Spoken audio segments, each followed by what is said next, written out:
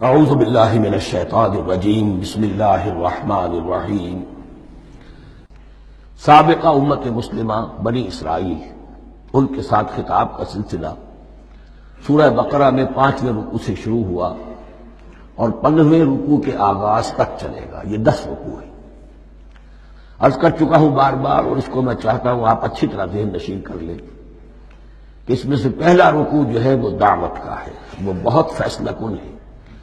یہی وجہ ہے کہ دیکھیے اس رکوع کا آغاز ہوا یا بنی اسرائیل اذکروا نعمتی التی انعمت علیکم واوفوا بعہدی اوف بعہدکم وایای فارہبون، اور خود بخود ظاہر ہو رہا ہے اسلوب کلام سے کہ اگلے رکوع سے بات کا رنگ بدل گیا ہے۔ یا بنی اسرائیل اذکروا نعمتی التی انعمت علیکم وانی فضلتکم علی العالمین واتقوا یوما لا تجزی نفس عن نفس شیئا ولا يقبل منها شفاعة ولا يؤخذ منها عدل ولا هم ينصرون۔ یہ تہدید کا انداز ہے، دھمکی کا انداز ہے۔ تو میں نے عرض کیا تھا کہ 5واں رکوع اس خطاب میں بمنزلہ فاتحہ ہے، بہت اہم ہے، اور بقیہ جو 9 رکوع ہیں ان میں بریکٹ کا انداز ہے کہ 2 آیتوں سے بریکٹ شروع ہوتی ہے، انہی 2 آیتوں پر بریکٹ ختم ہوگی۔ یہ ملامت کا خطاب ہے، اور ان کے خلاف ایک مفصل فرد قرارداد جرم جو ہے وارد کی گئی ہے، جس کے نتیجے میں وہ اس منصب سے معزول کر دیے گئے جس پر 2000 برس سے فائز تھے، اور ان کی جگہ پر اب امت محمد، نئی امت مسلمہ علی صاحب الصلاۃ والسلام، اب اس کا نصب، اس کی انسٹالیشن اور اس کی انسٹالیشن سیریمنی کے طور پر تحویل قبلہ کا معاملہ۔ یہ ربط کلام اگر سامنے نہ رہے تو انسان کھو جاتا ہے قرآن مجید کی طویل صورتوں کو پڑھتے ہوئے کہ بات کہاں سے چلی تھی، کدھر جا رہی ہے، کیا ربط ہے، کیا تعلق ہے، سیاق کلام کیا ہے۔ اس کو میں اس لیے بار بار، حالانکہ مجھے معلوم ہے کہ وقت کم ہے، لیکن میں اس چیز کو زیادہ اہمیت دے رہا ہوں۔ اب ان 9 رکوعوں کے مضامین میں کچھ تو واقعات ہیں، تم نے یہ کیا، تم نے یہ کیا، تم نے یہ کیا۔ ظاہر بات ہے ترجمہ تو کرنا ہوگا، کچھ مختصر وضاحت بھی کرنی ہوگی، لیکن ان کے تفصیل میں جانے کی ضرورت نہیں ہے۔ لیکن آپ نے دیکھا کہ کچھ واقعات کے بعد پھر کچھ ایسے یونیورسل ٹروتھس بیان ہوئے ہیں، ایسے عظیم حقائق کہ جو ابدی حقائق ہیں، ان کا کسی وقت سے، کسی قوم سے، کسی خاص گروہ سے تعلق نہیں، وہ تو اصول ہیں، سنت اللہ ہم انہیں کہہ سکتے ہیں۔ یہ اللہ کے جو عام قوانین ہیں، قواعد ہیں اس کائنات میں، ایک تو قوانین ہے طبعیہ، فزیکل لاز، ایک مورل لاز ہے کہ جو اس دنیا میں اللہ تعالیٰ کی طرف سے کار فرما ہے۔ تو جہاں وہ مورل لاز آتے ہیں، جنہیں آپ کہا کرتے تھے جب بچپن میں کہانی پڑھی اور کہانی کے بعد لکھا اس کا مورل لیسن کیا ہے، اس کہانی سے سبق کیا حاصل ہوا، تو تھوڑے تھوڑے وقفے کے بعد وہ آیات آتی ہیں کہ جو اس گویا کہ اس سلسلہ کلام کے اندر یہ انتہائی اہمیت کی حامل ہے، اس لیے کہ وہ یونیورسل اہمیت کی حامل ہیں، اور ان میں در حقیقت ایک رہنمائی پوشیدہ ہے موجودہ امت مسلمہ کے لیے۔ مثلا جتنا حصہ ہم اب تک پڑھ چکے ہیں ان میں سے پہلے تو وہ آیت یاد کیجئے، وَضُرِبَتْ عَلَيْهِمُ الذِّلَّةُ وَالْمَسْكَنَةُ وَبَاءُوا بِغَضَبٍ مِّنَ اللَّهِ۔ معلوم ہوا کہ ایسا ہو سکتا ہے کہ ایک امت مسلمان ہو، اس پر اللہ کے بڑے فضل ہوئے ہوں، بڑا اکرام ہوا ہو، بہت انعام ہوا ہو، پھر وہ اپنی بے عملی یا بد عملی کے باعث اللہ تعالیٰ کے غضب کی مستحق ہو جائے اور ذلت اور مسکنت اس پر تھوپ دی جائے۔ یہ ایک یونیورسل ٹروتھ وہاں سے نکل آیا کہ ہمیں سوچنا ہوگا، یہ ایک لمحہ فکریہ ہے امت مسلمہ کیا کہ کیا ہم تو کہیں آج اس پوزیشن میں نہیں ہیں۔ حدیث میں آپ کو سنا چکا ہوں، لَيَأْتِيَنَّ عَلَىٰ أُمَّتِي مَا أَتَىٰ عَلَىٰ بَنِي إِسْرَائِيلَ حَزْبَ النَّعْلِ بِالنَّعْلِ۔ دوسرا اسی طرح کا یونیورسل ٹروتھ والا مقام تھا آخری جو ہم نے کل پڑھا ہے، ثُمَّ قَسَتْ قُلُوبُكُمْ وَهِيَ كَالْحِجَارَةِ أَوْ أَشَدُّ قَسْوَةً۔ کسی مسلمان امت کا یہ حال بھی ہو سکتا ہے کہ ان کے دل اتنے سخت ہو جائیں کہ سختی میں پتھروں کو اور چٹانوں کو مات دے جائیں۔ یہ بھی ایک کیفیت ہے جو سامنے آئی، حالانکہ قوم وہ ہے انی فضلتکم علی العالمین، از کجا کعب کجا، لیکن یہ حقیقت بھی ہمارے سامنے آئی کہ یہ چیزیں جو ہیں اپنی جگہ پر امکانات میں سے ہیں۔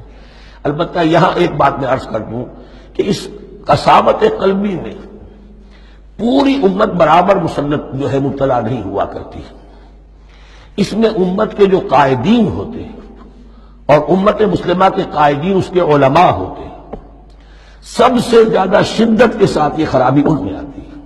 اس لیے کہ باقی لوگ تو پیروکار ہیں، پیچھے چلتے ہیں، وہ اعتماد کرتے ہیں کہ یہ ہے اللہ کی کتاب کے پڑھنے والے، یہ ہے تورات کے حامل، یہ جانتے ہیں، وہ ان کے پیچھے پیچھے چل رہے ہوتے ہیں۔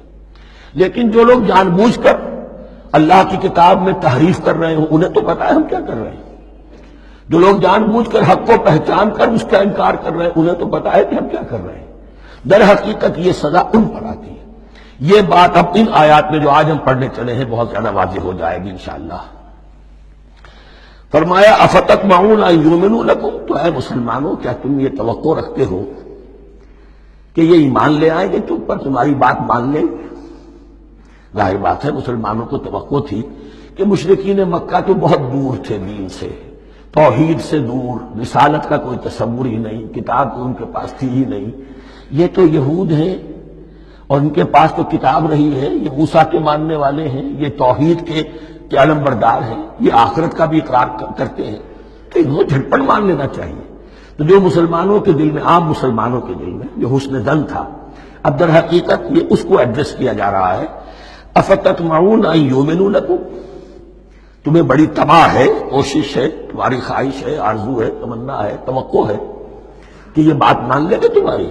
وَقَدْ كَانَ فَرِيقٌ مِّنْهُمْ يَسْمَعُونَ كَلَامَ اللَّهِ ثُمَّ يُحَرِّفُونَهُ مِن بَعْدِ مَا عَقَلُوهُ وَهُمْ يَعْلَمُونَ، جبکہ حال یہ ہے کہ ان میں سے ایک جماعت، ایک گروہ وہ بھی ہے کہ جو اللہ کے کلام کو سن کر پھر اس میں تحریف کرتا رہا ہے، اس کے بعد کہ اس کو سمجھ لیتا تھا اور اچھے جان بوجھ کر تحریف کرتا تھا۔ اب ظاہر بات وہ گروہ کون ہوں گے؟ علماء ہی تو ہیں۔ عام آدمی تو تحریف نہیں کر سکتا تھا، تحریف کرنے والے تو علماء تھے۔ افتؤمنون ان یؤمنوا لکم وقد کان فریق منهم یسمعون کلام اللہ ثم یحرفونہ من بعد ما عقلوہ وهم یعلمون واذا لقوا الذین آمنوا قالوا آمنا۔ اب دیکھیے ایک بات بڑی عجیب سامنے آئے گی کہ جس طرح منافقین مسلمانوں میں تھے، ایسے ہی منافقین یہود میں بھی تھے۔ یہود میں سے کچھ لوگ ایسے تھے کہ جن پر حق جب منکشف ہو گیا، اور کچھ ان کی صالح فطرت بھی تھی، اب وہ آنا چاہتے تھے اسلام کی طرف، لیکن اپنے خاندان کو، گھر والوں کو، اپنے کاروبار کو، اپنے قبیلے کو چھوڑنا بھی ممکن نہیں تھا، اور قبیلوں کی سرداری جو ہے وہ ان کے علماء یہود کے پاس ہے۔ تو دل ان کے کچھ صاف ساتھ آ چکے تھے اہل ایمان کے، اور جب وہ اہل ایمان سے ملتے تھے تو کبھی کبھی باتیں بھی بتا دیں، ہاں یہ بات جو محمد کہہ رہے یہ تورات میں لکھی ہوئی تھی، واقعی یہ بات یوں ہی تھی۔ اب اس کے بعد جب وہ جاتے تھے اپنے شیاطین کے پاس، وہی شیاطین ان کے علماء، ان کے بڑے سرکردہ لوگ، تو وہ جا کر انہیں ڈانٹ ڈپٹ کرتے تھے، بے وقوفو یہ کیا کر رہے ہیں تم، یہ بات بتا رہے ہو انہیں تاکہ اللہ کے ہاں جا کر وہ تم پر حجت قائم کرے کہ انہیں پتا تھا اور پھر بھی انہوں نے نہیں مانا۔ اب یہ ان کا آپس کا مکالمہ ہو رہا ہے۔ وَإِذَا لَقُوا الَّذِينَ آمَنُوا قَالُوا آمَنَّا، اور ان میں سے کچھ لوگ ہیں کہ جب ملتے ہیں اہل ایمان سے تو وہ کہتے ہیں ہم ایمان لے آئے۔ وَإِذَا خَلَا بَعْضُهُمْ إِلَىٰ بَعْضٍ، اور جب وہ خلوت میں ہوتے ہیں ایک دوسرے کے ساتھ، قالوا وہ کہتے ہیں اتحدثونہم، کیا تم بتا رہے ہو ان کو، بما فتح اللہ علیکم، وہ باتیں جو اللہ نے کھولی ہیں تم پر، لیحاجوکم بہ عند ربکم، کہ وہ تم پر حجت قائم کریں تمہارے رب کے پاس، کہ اللہ اس نے مانا تھا کہ ہاں تورات میں یہ ہے، تو تم ذرا عقل سے کام لو، اور یہ حقیقتیں جو تورات کے ذریعے سے ہمیں معلوم ہے مسلمانوں کو مت بتاؤ۔ اس پر اللہ کا تبصرہ کیا ہے؟